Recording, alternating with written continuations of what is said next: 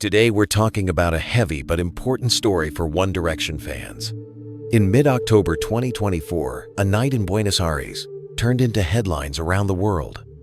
In this video, we'll follow the official timeline, hear what investigators actually said, and see why the legal picture shifted months later. No rumors, just the record. How did a quiet hotel corridor lead to court filings and worldwide vigils? Which parts of the story are solid and which are noise? Stay with me to the end. Some details may surprise you. But before we talk about the end, let's remember how it began. Liam Payne was a Wolverhampton kid with a stubborn engine. At 14, he tried out for the X Factor and heard a hard truth from Simon Cowell: come back when you're ready. 2 years later, he did 16. More control, more grit, and his Crimea River audition turned heads. In the summer of 2010, 5 solo hopefuls were stitched into one idea: One Direction. It wasn't a master plan, it was a boot camp decision that solved 5 different almosts. Nicole Scherzinger pushed for the combo. Simon signed the risk. Harry suggested the name. The chemistry did the rest. They didn't win the show, they won the crowd. Stadiums came fast, so did records. Their debut, Up All Night, didn't just land in America, it landed at #1, making them the first UK group to debut atop the Billboard 200 with a first album. From there came the tours, the airport sirens, the wall of sound you still remember. Through it all, Liam was often the anchor vocal, the steady center when choruses swelled and the crowd lost its mind. That's the beginning we need to keep in view. Not a headline, but a climb. Before the headlines, there was liftoff. The first arena shows didn't just sell, they disappeared. Promoters kept adding dates, and the map turned into a highlighter trail: UK, Europe, North America. By the time they hit New York, demand had outgrown the plan, so they circled Madison Square Garden and took it in one shot on December 3, 2012. Sold out, wall to wall, the kind of echo that tells you a pop act has crossed into event status. Awards followed. Sure, the Brits, the AMAs, but the real proof was the noise outside hotels and the quiet inside studios. Your support means everything. Hit subscribe and discover more untold stories with us. Off stage, Liam's job was often the same as on stage: hold the center. When choruses needed a spine, he gave the clean, grounded take that glued 5 voices into one record. You can hear it on ballads and mid-tempo cuts. The low warmth that steadies a room while the hook climbs. The pace was brutal. Promo at dawn, flights at noon, rehearsals at night, then lights at 9. Yet, the machine kept evolving. They didn't just chase singles, they built moments. Acoustic sets that cut through the hysteria. A camera turned into a cinema release, This Is Us, and the world tour footage let fans see the parts in between. The long corridors, the last-second pep talks, the ritual of in-ear checks before the house lights drop. This wasn't luck, it was repetition turned into craft. And in that craft, Liam's reliability became a kind of leadership: less noise, more delivery. That's the momentum we need to remember before we talk about anything else. A group learning how to scale the world without losing the song. The story pivots fast here. On March 25, 2015, Zayn left One Direction. No drama on camera, just a missing voice that changed the work overnight. The team recut arrangements, moved lines, tweaked keys, and updated set lists so the live show still landed. In rehearsals, Liam took extra leads and key chorus entries, tightening transitions so songs kept their shape. The tour kept rolling, but the pace was relentless. By late 2015, interviews started using one clear word: hiatus. Not a breakup, a planned pause. In early 2016, the break began. No arenas, no pyro. Just writing, recording, and sleep. For Liam, that meant testing a sound closer to R. Heavier grooves, cleaner beats, more direct lyrics.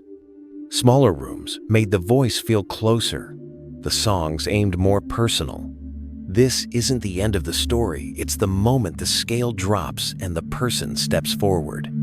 Next, we'll see how those first solo moves set up everything that followed. After the pause became real in early 2016, Liam didn't disappear, he went to work.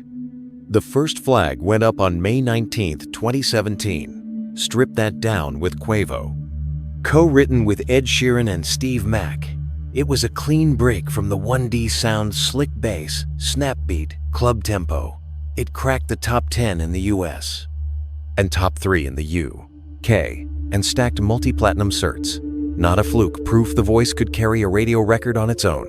Then came Bedroom Floor on October 20th, 2017, a brighter pop cut that pushed his upper register and kept him on playlists. Early next year, the lane widened. For You with Rita Ora on January 5th, 2018 for 50 Shades Freed, a widescreen duet that went top 10 in the UK and hit No. 1 in parts of Europe. Through 2018, he kept testing colors. The First Time EP with French Montana on August 24th, and the glossy collab Polaroid with Jonas Blue and Lennon Stella on October 5th. All of this led to the full picture. Elpone on December 6th, 2019, a debut album that gathered the singles and collaborations into one set. Critics were mixed, but the strategy was clear. Don't chase a 1D sequel, build a solo identity that leans pop R&B, heavy groove, and duet chemistry. That's the arc we need before we move on.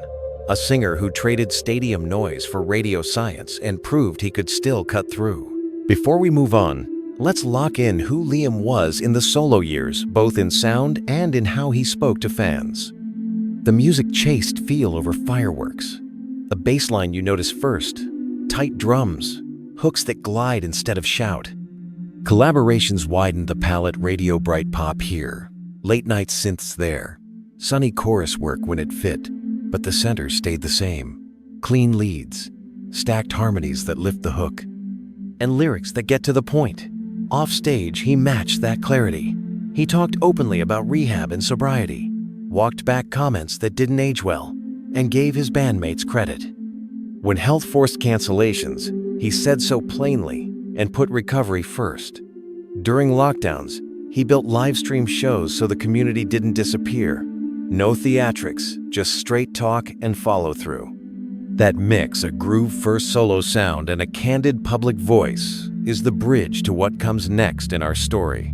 Let's talk about what Liam chose to share and protect. He became a dad with Cheryl. Their son, Bear, arrived in 2017. From the start, they kept him off camera and focused on calm co-parenting. When Liam mentioned Bear in interviews or posts, it was rare and careful little updates that said more about pride than publicity. After the band years, his relationships stayed in the headlines, but he mostly kept them low-key. He was engaged to model Maya Henry. They later called it off for good. In 2022, he was first seen with Kate Cassidy. They were still together at major events the following year and into 2024. Through all of it, his public tone stayed consistent. Be polite about the past, protect the present, and don't bring private drama to the feed.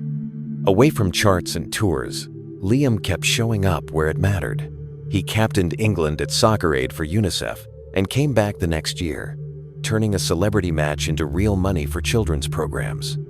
He backed UK food banks through the Trussell Trust with a pandemic-era donation that helped more than 100 centers keep people fed, and he tied his own live stream series, The LP Show, to that cause so fans could enjoy a gig and push relief forward at the same time. Earlier, as a Trek stock ambassador, he gave time and profile to young adults living with cancer, meeting the community, filming with them, putting his name where it actually helps.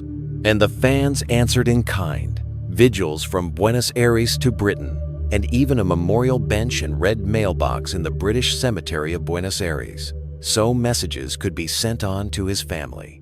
That two-way street artist to community, community back to artist, is part of why this story still moves people long after the headlines scroll away. There's a point where a pop story stops being about songs and starts being about people, places, and what the record actually says. We're there now. In the next chapters, we won't speculate or sensationalize. We'll follow the trail that exists, the hotel and emergency response, what officials put on paper, what doctors later confirmed, and how the court record changed the picture months on. We'll separate what's solid from what's loud, clear up a few myths that keep circling, and keep one rule throughout: respect for Liam and for everyone who loved him. Stay with me not for drama, but for clarity. Late afternoon in Palermo, Buenos Aires. Inside the Casa Sur Palermo Hotel, staff pick up the phone and call for help. Not a tabloid script, just an urgent report. A guest is in distress, acting erratically, possibly under the influence. Please send someone now. 911, ¿dónde es emergencia? Hola, buenos días. Recién llamé que se me acordó. Llamo del Hotel Casa Sur Palermo, Costa Rica 6032. ¿Qué sucede en el lugar, señor? Bueno, tenemos un huésped que está sobrepasado de droga y alcohol. City records and officials later described the sequence in the same controlled language. A 911 call near 5 o'clock. Police units move first. The city's emergency medical service, SAME, follows within minutes.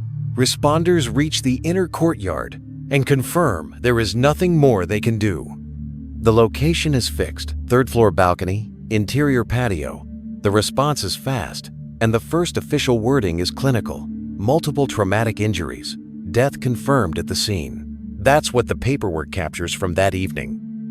No speculation, just the route from a frightened front desk call to a precise medical pronouncement. And it's the line we'll keep following as we lay out the day, step by step. The certainty didn't come from whispers. It came from procedure. When police and medics reached the Casa Sur Palermo, they confirmed the guest's identity and held the name until family could be told. It was Liam Payne. From there, the steps were methodical. Secure the scene, move the case through the Argentine authorities, and once permitted, release his body to relatives so it could be flown home to the UK. Months later, at the inquest opening back in Britain, the court record noted the formal identification and set the medical cause on the file. That's how a name that night in a hotel office became the official record everyone cites now. Within hours of the first official reports, fans began gathering outside the Casa Sur Palermo Hotel with candles, flowers, and handwritten notes. By night, the sidewalk had turned into a quiet vigil where One Direction choruses did the speaking. Within a day, the shock traveled everywhere. Timelines filled with black and white photos, fan accounts switched to memorial posts, and local meetups started appearing in other cities as people looked for a place to stand together. No theories, no play-by-play, just a name, a place, and the shared realization that a voice many grew up with had gone silent. When the first shock settled, the next reflex was questions. How did this happen, and why? Feeds lit up with DIY timelines and theories about balcony safety and railings, gaps between a call for help and the arrival of responders, whether anyone else was nearby, even supposed blind spots on hotel cameras. We're not here to crown internet threads as truth. They're narratives until the record says otherwise. What is on the record is the medical finding entered at the inquest. Polytrauma plainly, multiple traumatic injuries, consistent with a fall. That tells us the what of the body, not the why of the night. So we'll do both things at once. Acknowledge the most common questions people kept asking, and then anchor the story to what's verified as we walk through the timeline calmly, clearly, and with respect. After the emergency call about a guest in distress, officers and medics locked down the Casa Sur Palermo, and the quiet work began. In the inner courtyard, the spot below the third-floor balcony, police recovered a whiskey bottle, a lighter, and a cell phone, then lifted fingerprints from the items. Inside the room, they noted total disorder with broken objects and inspected the balcony area to understand access and angles before pulling the hotel's security video and taking staff statements. These aren't rumors. They're the first concrete pieces on the record, the small physical details that explain why investigators built the timeline the way they did. In the hours before the sirens, guests inside Casa Sur Palermo described a restless corridor, doors thudding, hurried footsteps, staff moving in and out of one room, and then a single, really loud, violent scream. One hotel guest told people they heard the commotion around late afternoon, saw staff going in and out, and then, minutes later, the street outside was full of police. Another guest later said in a televised documentary that he actually saw the fall from inside the building and immediately recognized Liam. As for cameras, investigators pulled the hotel's CCTV as part of the case, and some outlets reported that it captured the fall, but no such footage has been released to the public. So what we have that's visible are witness memories and official summaries, not a clip on the internet. Quick note, the next points reflect common online speculation. We do not endorse them. After the first statements, social threads filled with claims about CCTV talk of lobby blind spots, exterior lenses not covering the inner courtyard, a supposed balcony angle locked away, cameras tilted down for privacy, even stories about maintenance that week, a night guard who saw everything, a guest window that captured the fall, unsynced timestamps, hesitation before calling for help, or edited footage between handoffs. These are narratives people posted online, not verified facts.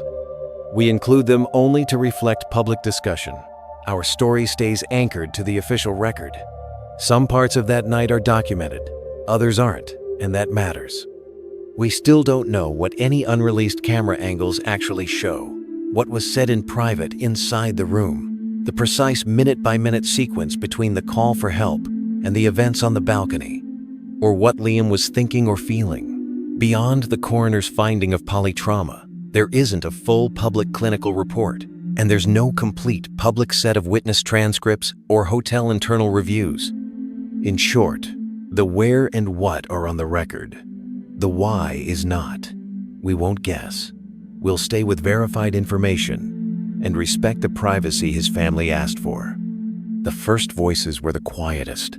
Liam's family asked for space and said simply that they were heartbroken, that he would live forever in their hearts. Cheryl, speaking as Bear's mom, pleaded for dignity and for people to think of a child reading the comments before posting. Then the wider circle stepped forward.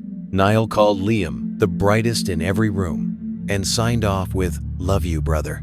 Louis wrote that he'd lost a brother. Harry added his own tribute, and the band shared a joint message of grief. Simon Cowell spoke about the kid who kept coming back stronger and said he felt heartbroken and empty. On a different stage months later, Rita Ora stopped the MTV EMAs to remember her friend as one of the kindest people she knew. The room listened in that heavy, grateful silence you only get when a memory lands. Liam's dad quietly visited the hotel in Buenos Aires to read the notes fans had left and to thank them for keeping the place gentle. None of these messages chase headlines. They sketch a person, funny, kind, stubborn in the best way, a friend people loved working with, and a son, a brother, a father who is missed beyond the noise. We chose to tell this story without rumor because Liam's life deserves clarity more than noise. What's on the record stays on the record. What isn't, we leave in silence, where families can breathe. If you loved him for the songs, keep them close. That's the part none of this can take. If you came here for answers, take the ones we have and let go of the rest. Certainty is rare. Kindness isn't. And if this video helped you make sense of a hard week, pass that care forward to a friend, to yourself. The voice you grew up with doesn't stop here. It lives in the music and in how you look after each other. Thanks for watching. Your like or comment would really help me out. It's super important to me.